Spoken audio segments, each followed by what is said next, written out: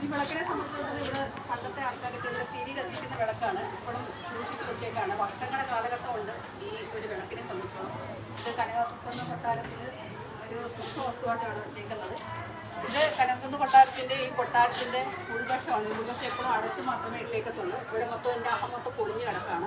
ഇതിൻ്റെ ഓടുകളൊക്കെ ഇതിൻ്റെ പൊളിഞ്ഞ് കിടക്കുന്നുണ്ടെങ്കിലും ഇത് ഏകദേശം കുറച്ചൊക്കെ വൃത്തിയാക്കിയിട്ടുണ്ട്. ഇതിൻ്റെ ഒരു ഓർമ്മ പുതുക്കാൻ വേണ്ടിയാണ് ഈ കനകക്കുന്ന് കൊട്ടാരത്തിൻ്റെ ഈ ഓടുകൾ പൊളിഞ്ഞത് മാത്രം, ആ മിസ്റ്റേക്കുകൾ ഒന്ന് ക്ലിയർ ചെയ്ത് മാത്രം ഇട്ടേക്കുന്നത്, മൊത്തം അവർ പൊളിച്ച് കളയാത്തത്. ഇതിനെ സംബന്ധിച്ചുള്ള ഇത് മുല്ലപ്പൂ താലമാണ്. ഈ താലം പണ്ടത്തെ കാലത്തെ ആണെങ്കിൽ ഈ മുല്ലപ്പൂ ഉപയോഗിക്കാനും സൂക്ഷിച്ചു വെക്കാനും നമ്മുടെ താലമാണ് ഉപയോഗിച്ചിരുന്നത്. പണ്ടത്തെ ആൾക്കാരൊക്കെ ഈ മുല്ലപ്പൂ പറിച്ചുകൊണ്ട് വരുന്നതൊക്കെ ആണെങ്കിൽ താലത്തിലാണ് സൂക്ഷിച്ചുകൊണ്ടിരിക്കുന്നത്.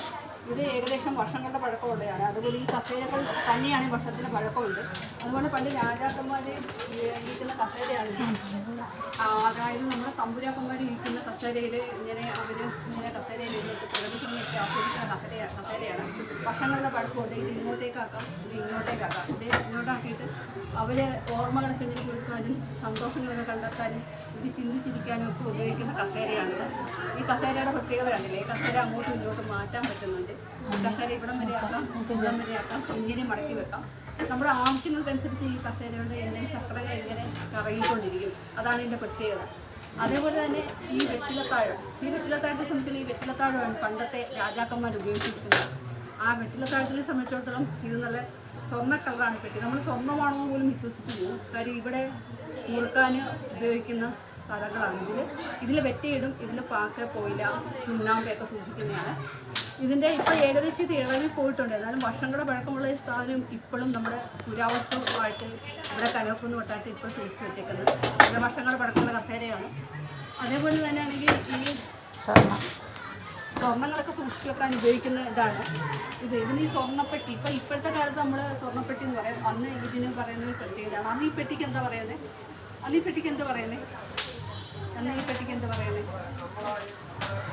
അന്നത്തെ പെട്ടിയുടെ അത് അവർക്ക് പോലും ഇപ്പോൾ അവിടെ പല ആൾക്കാരോട് നമ്മൾ ചോദിച്ചിട്ടും അവർക്കത് പറയാൻ ഓർമ്മയിൽ നിൽക്കുന്നില്ല. അങ്ങനെ പണ്ട് സ്വർണ്ണങ്ങളൊക്കെ സൂക്ഷിച്ച് വെക്കുന്ന ഒരു പെട്ടിയാണിത്.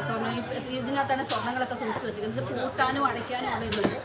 അതൊക്കെ ഇങ്ങനെ വർഷങ്ങളുടെ പഴക്കമുള്ളതാണ്. ഇപ്പോൾ ഓണക്കാലമായിട്ട് സംബന്ധിച്ചിടത്തോളം ഇവിടെ പുരാതന വസ്തുക്കളൊക്കെ നിരത്തി വെച്ച് ഇവിടുത്തെ മൊത്തം അലങ്കരിച്ച് ഇവിടെ ഓണാഘോഷ പരിപാടികളാണ്. അതാണ്ട് അവിടെ വിവിധ രാജ്യങ്ങളിൽ നിന്നും വിവിധ സ്ഥലങ്ങളിൽ നിന്നും ഒട്ടേറെ ആൾക്കാരാണ് ഇവിടെ പങ്കെടുത്തുകൊണ്ടിരിക്കുന്നത്. ഇവിടെ ഏകദേശം രാത്രിയൊക്കെ ആകുമ്പോഴത്തേക്കും നല്ല ലൈറ്റൊക്കെ കത്തിച്ച് നല്ല ഭംഗിയായിരിക്കും കാണാൻ. ഇവിടുത്തെ പ്രത്യേകത തന്നെ ഒരു വളരെ മനോഹരമാണ്.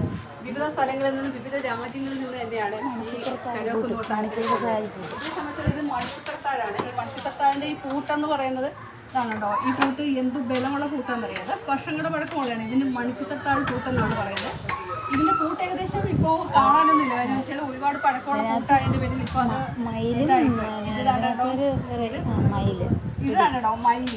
ആ മയിലിൻ്റെ പ്രത്യേകത കണ്ടില്ലേ? ആ മയിലിൻ്റെ ചിറക് ആണോ? ഇതിൻ്റെ ചിറകുകൾ എവിടെയാണോ ചിറകുകൾ കാണാൻ പറ്റുന്നില്ല. ഇതിൻ്റെ തലയാണിത്. ഇതിൻ്റെ മുഖം, കണ്ണ്, മൂക്ക്, അതേപോലെ തന്നെ ഇതിൻ്റെ ശരീരം, അതേപോലെ തന്നെ ഇതിൻ്റെ വാലിൻ്റെ അറ്റത്തെ ഭാഗമാണ് കാണിച്ചേക്കുന്നത്.